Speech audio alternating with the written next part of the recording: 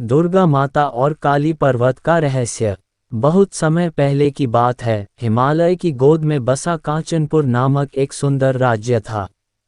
ये राज्य समृद्ध था, परंतु एक भयानक समस्या ने उसे घेर लिया था। पास के काली पर्वत से हर पूर्णिमा की रात अजीबोगरीब काले बादल उठते और राज्य में तबाही मच जाती। पशु गायब हो जाते, खेत जलने लगते और नदी का पानी काला पड़ जाता। लोग डर के साए में जी रहे थे। राजा वीर सिंह ने इस रहस्य को सुलझाने के लिए कई योद्धाओं को भेजा, लेकिन कोई लौटकर नहीं आया। हताश होकर उन्होंने देवी दुर्गा की आराधना की और प्रार्थना की, हे माँ दुर्गा, हमारी रक्षा करें। उसी रात एक दिव्य ज्योति प्रकट हुई और उसमें से एक तेजस्वी स्त्री निकली। वे स्वयं माँ दुर्गा थीं। उन्होंने राजा से कहा, राजा वीर सिंह, इस संकट का हल मैं स्वयं करूंगी। कल सूर्योदय से पहले मैं काली पर्वत जाऊंगी। अगली सुबह देवी दुर्गा अपने सिंह पर सवार होकर पर्वत की ओर बढ़ीं। जब वे काली पर्वत पहुंची तो उन्होंने देखा कि वहां एक भयानक असुर कालकेश तपस्या कर रहा था।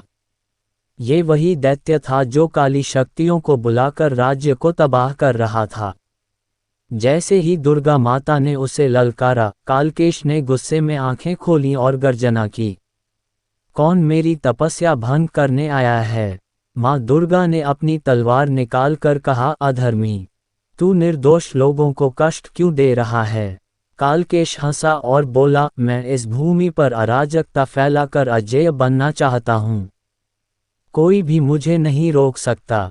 ये सुनकर माँ दुर्गा क्रोधित हो गईं।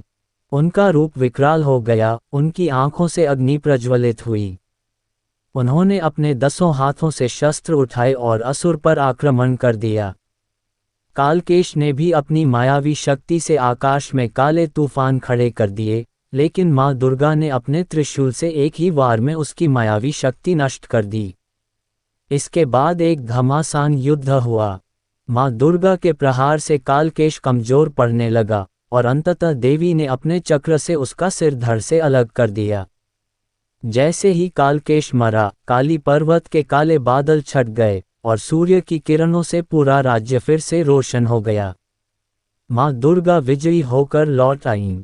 राज्य के लोग खुशी से झूम उठे और उन्होंने माँ दुर्गा का भव्य पूजन किया।